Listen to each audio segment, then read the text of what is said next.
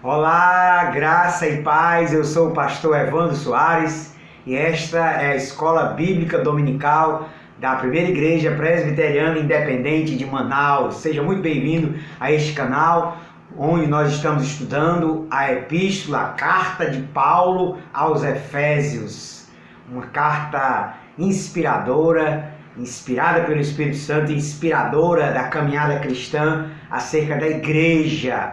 É a carta de Paulo que fala acerca da igreja cristã, a chamada eclesiologia, estudo da igreja. Nós estamos estudando essa carta, já vimos o capítulo 1, 2, 3, 4. Hoje vamos para o capítulo 5 da epístola, da carta de Paulo aos Efésios. E para nós é motivo de muita alegria podermos juntos estudarmos esta porção da palavra de Deus, esse texto sagrado, inspirado pelo Espírito Santo e que certamente tem muito a nos ensinar acerca da nossa vida como cristãos.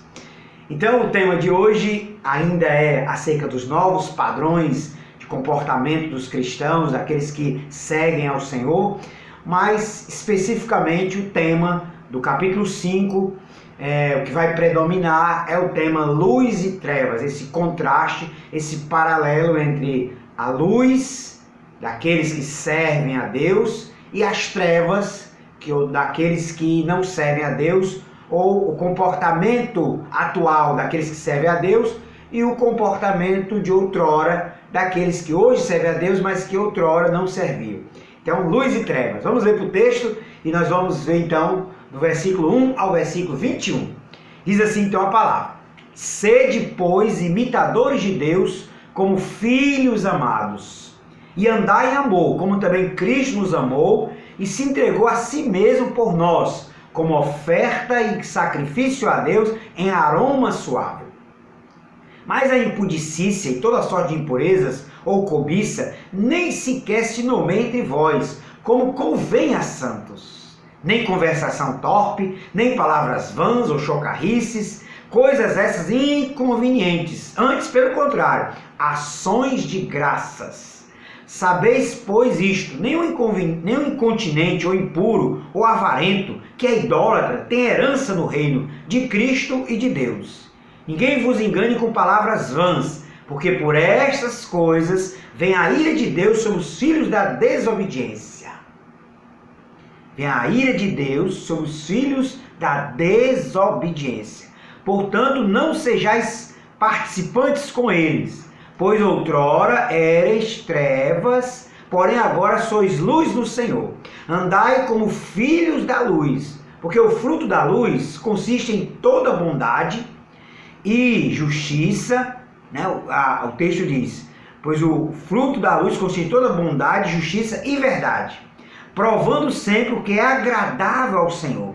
E não sejais cúmplices nas obras infrutíferas das trevas, antes, porém, reprovai-as, porque o que eles fazem oculto, o só referir é vergonha.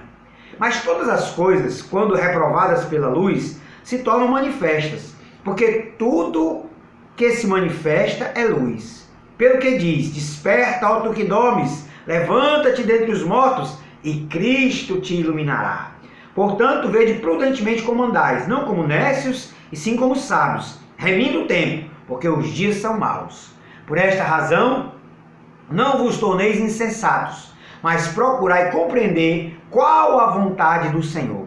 E não vos embriagueis com vinho, no qual há dissolução, mas enchei-vos do Espírito, falando entre vós com salmos, entoando e louvando de coração ao Senhor, com hinos e cânticos espirituais, dando sempre graças por tudo a nosso Deus e Pai, em nome de nosso Senhor Jesus Cristo, sujeitando-vos uns aos outros no temor de Cristo.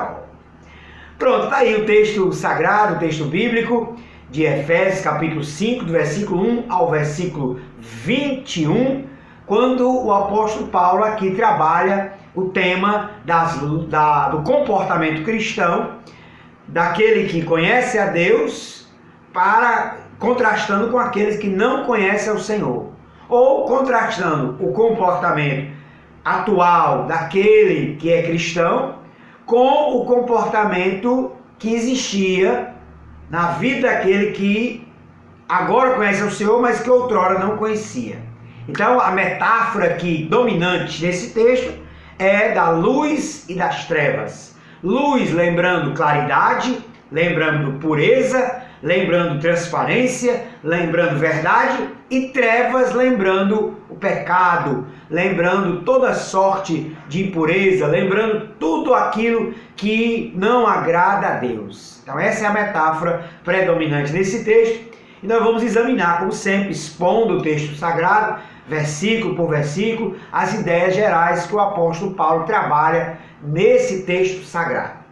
Então, a primeira questão que o apóstolo Paulo coloca está no versículo 1 e versículo 2, que é a petição do apóstolo Paulo, a ordenança, podemos até também assim dizer, para que os cristãos de Éfeso, para que nós, cristãos do século XXI, sejamos imitadores de Deus. Olha lá, versículo 1 e 2 diz assim: sede, pois, imitadores de Deus como filhos amados, e andai em amor, como também Cristo nos amou e se entregou a si mesmo por nós, como oferta e sacrifício a Deus em aroma suave. Então aqui o apóstolo Paulo usa essa expressão, sede imitadores de Deus, que no original é a ideia da mímica, né? O imitar aqui é a ideia também do mímico, aquele que, né, faz gestos de mímica, né, imitando alguma coisa, alguma pessoa. E aí Paulo está dizendo aqui que os cristãos deveriam ser imitadores de Deus. E aí a ideia aqui é, se Deus é o nosso Pai, se nós somos filhos de Deus por adoção, nós devemos imitar o comportamento do nosso Pai. Tal pai, tal filho. Assim é um ditado popular que prevalece muitas vezes no nosso tempo, no nosso mundo.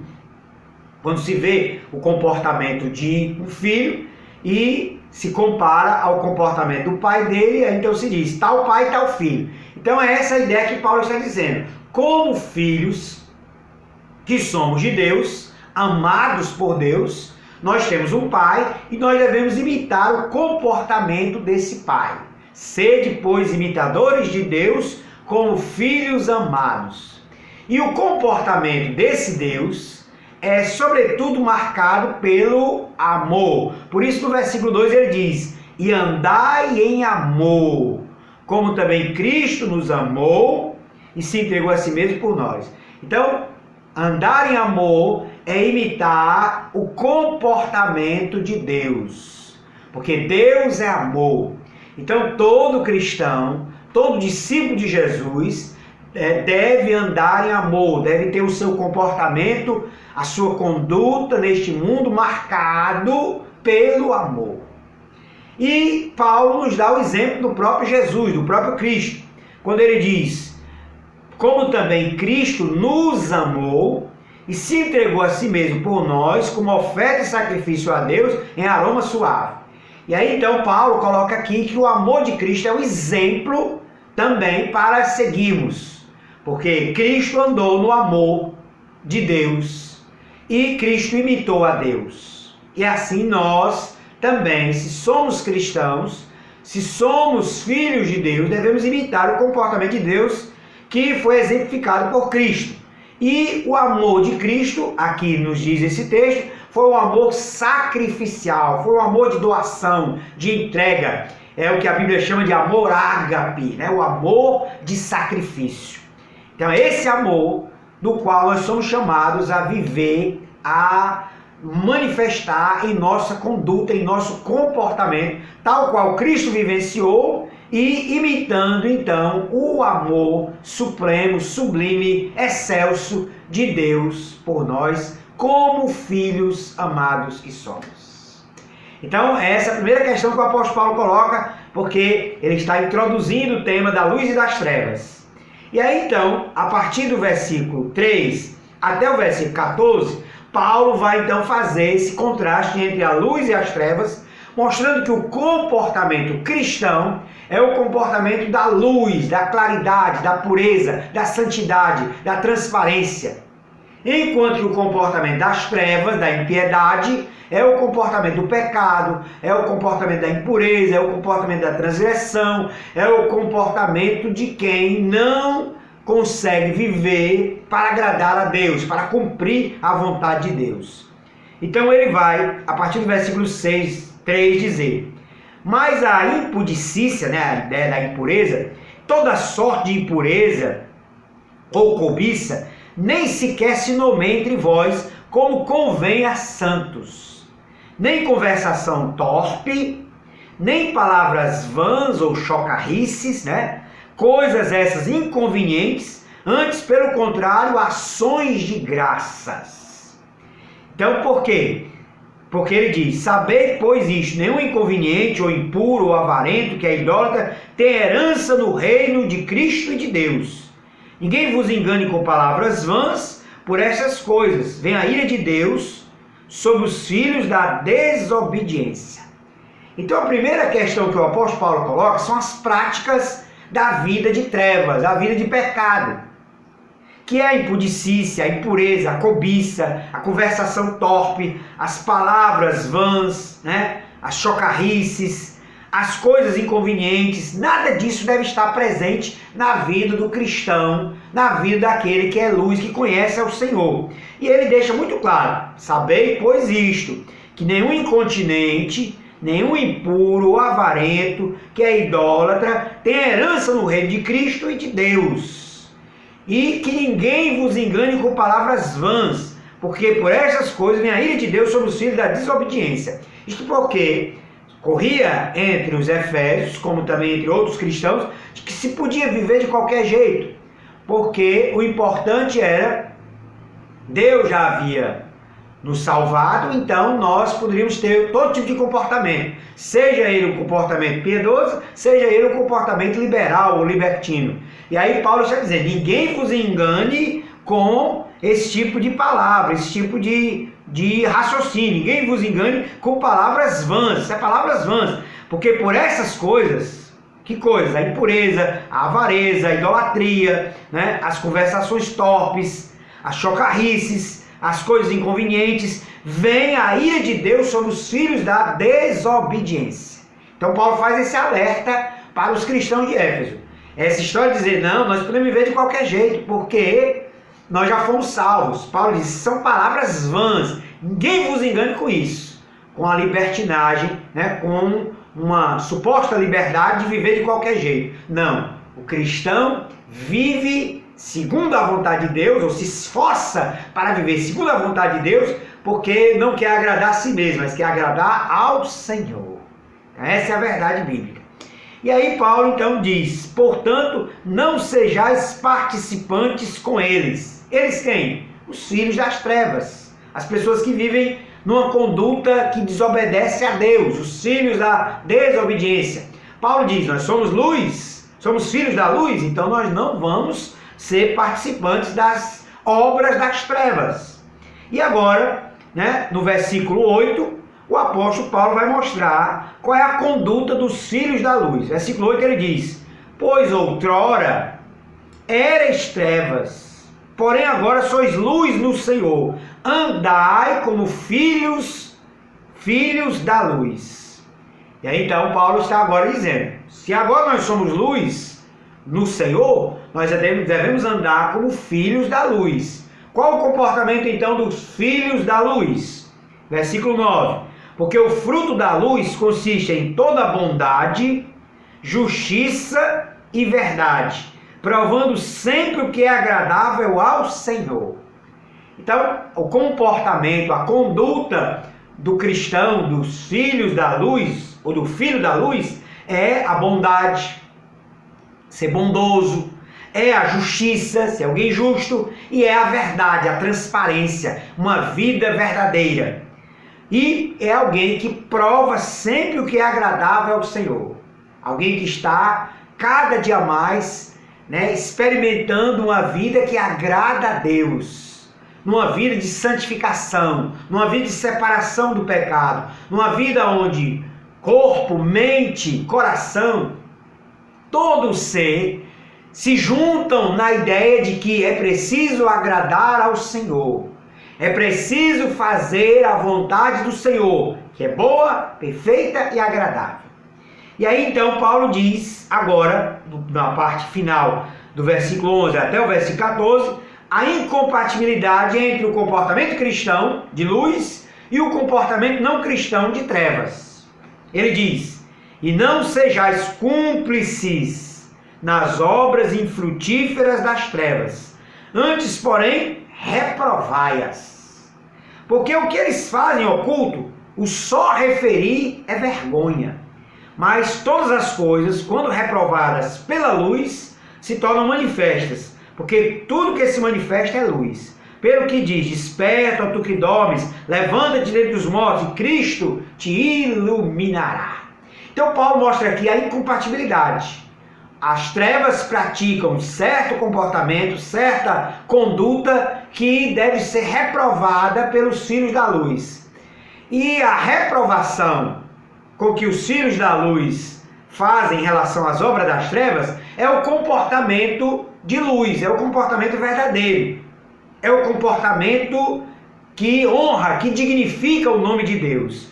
Por isso Paulo diz, mas todas as coisas, quando reprovadas pela luz, se tornam manifestas.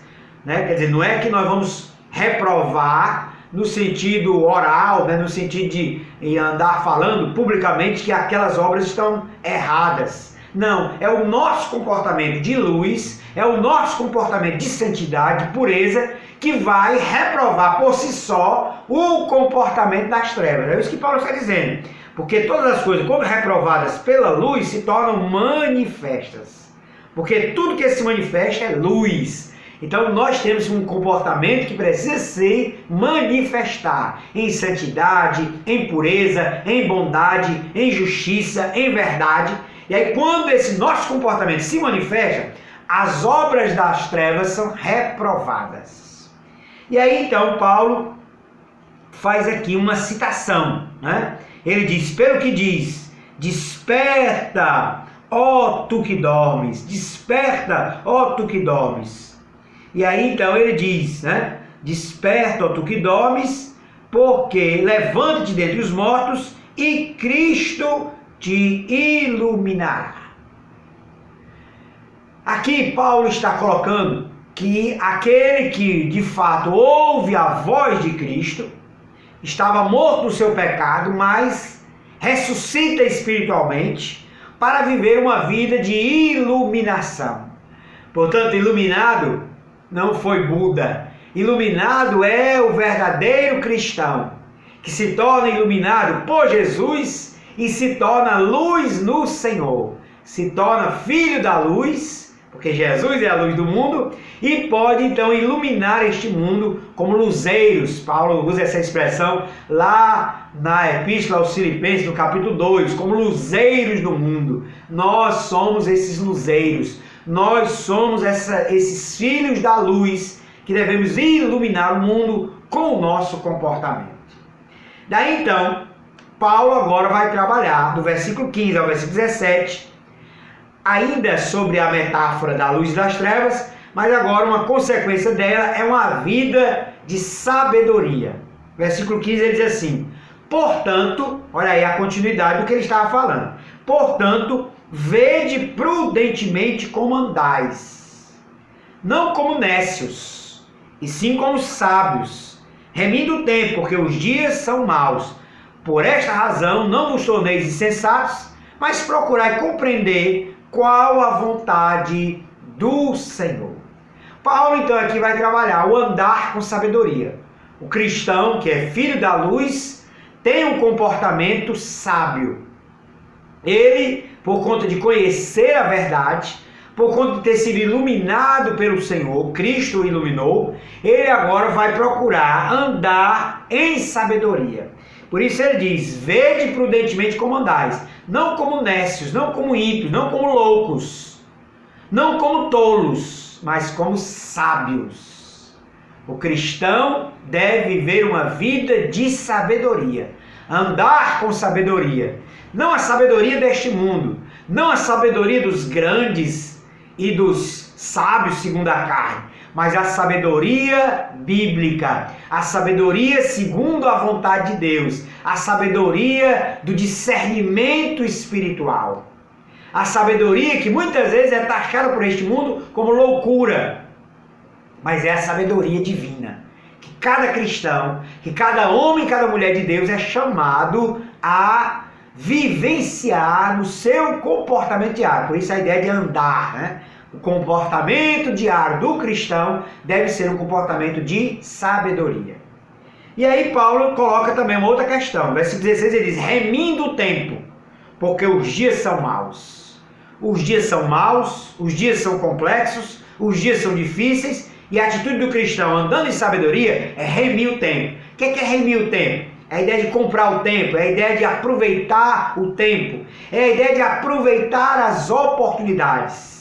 As 24 horas que Deus lhe dá são oportunidades ímpares, são oportunidades singulares que o Senhor nos dá, que o Senhor dá ao cristão para viver segundo a sua vontade.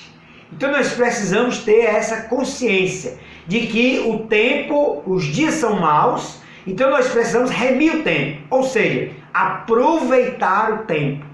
Aproveitar de maneira sábia, aproveitar de maneira a cumprir a vontade de Deus, aproveitar de tal forma que não venhamos a perder tempo com o pecado, que não venhamos a perder tempo com distrações, mas que foquemos numa vida que agrada ao Senhor.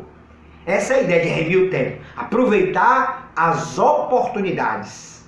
É um tempo oportuno que Deus está lhe dando, de 24 horas. Você não sabe se amanhã eu ou você estaremos mortos. Portanto, nós temos que remir o tempo, no sentido de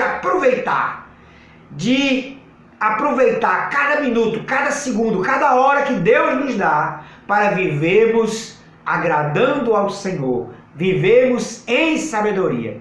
E aí no versículo 17 ele diz, por esta razão, remindo o tempo, andar com sabedoria, os dias são maus, não vos torneis insensatos, mas procurai compreender qual a vontade do Senhor. Então nós precisamos dessa compreensão da vontade do Senhor, nós devemos procurar isso, à luz da palavra, nós devemos procurar isso à luz da oração, para que nós possamos viver de maneira sábia, remindo o tempo, porque não podemos viver uma vida de insensatez. Não podemos. É isso que Paulo está dizendo. Por esta razão não vos torneis insensatos. Viver uma vida de insensatez é viver não remindo o tempo, é viver não com uma vida de sabedoria, é não entender que as 24 horas são oportunidades que Deus nos dá para nós vivermos a sua vontade, e aí nós devemos procurar compreender qual a vontade de Deus para a minha vida, para que assim nós nós possamos vivenciar a vontade boa, perfeita e agradável do Senhor. Vamos para a parte final, que é do versículo 18 ao versículo 21. 18 a 21, Paulo diz assim, é a vida no Espírito, né? Paulo, a partir do versículo 18 até o versículo 21, vai falar da vida na plenitude do Espírito, uma vida cheia do Espírito. E o versículo básico é o versículo 18, quando diz, e não vos embriagueis com vinho, no qual há dissolução, mas enchei-vos do Espírito Santo. A ideia aqui que Paulo está colocando para nós há uma espécie de comparação. A vida dominada pelo vinho, a vida de embriaguez, do qual a pessoa perde o controle e caminha para a dissolução, né? Para a devassidão, para tudo aquilo que foge ao controle emocional, de sobriedade da pessoa, e a vida de enchimento do Espírito. Se é pecado embriagar-se com vinho, embriagar-se com algum tipo de bebida, é pecado também não encher-se do Espírito. Daí que Paulo está colocando, não vos embriagueis com vinho, no qual há contenda, no qual há dissolução, mas é ordenança, enchei-vos do Espírito. Nós devemos nos encher do Espírito Santo de Deus. E a vida de enchimento do Espírito, É uma busca que cada cristão deve ter, diária, cotidiana, para viver essa plenitude do Espírito de Deus. É importante dizer que esse enchimento, essa plenitude do Espírito Santo, não deve ser confundida com a doutrina pentecostal do batismo com o Espírito Santo com o falar em línguas estranhas. Não podemos confundir. Uma coisa é essa doutrina do mundo pentecostal. Mas o que Paulo está colocando aqui para os cristãos de Éfeso e para nós, cristãos do século XXI, é que todos, sem exceção, todos nós precisamos do enchimento do Espírito, ou seja, de uma vida onde o Espírito Santo venha transbordar em nosso ser. Que não implica em falar em línguas, como querem os pentecostais, mas implica no que Paulo vai falar aqui, do versículo 19 ao versículo 21.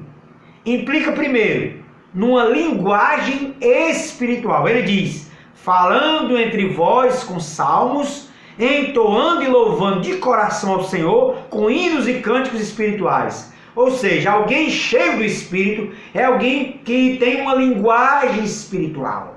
É alguém que transborda do Espírito e fala com salmos. E louva ao Senhor com cânticos espirituais, com hinos. É alguém cuja vida é uma inspiração para louvar, para glorificar a Deus. É alguém cuja linguagem é a linguagem espiritual, é a linguagem da ação de graça. Versículo 20 diz assim, dando sempre graças por tudo a nosso Deus e Pai em nome do Senhor Jesus Cristo. É alguém que está cheio de gratidão, é alguém que em tudo sabe agradecer.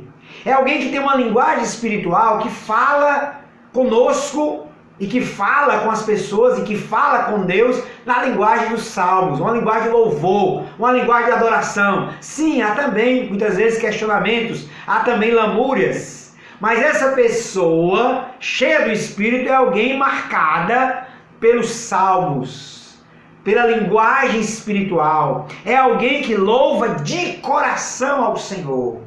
É alguém que sabe dar graças por tudo. Não só pelas coisas boas, mas por tudo. Como Paulo também ressalta lá em Tessalonicenses, em tudo dai graças.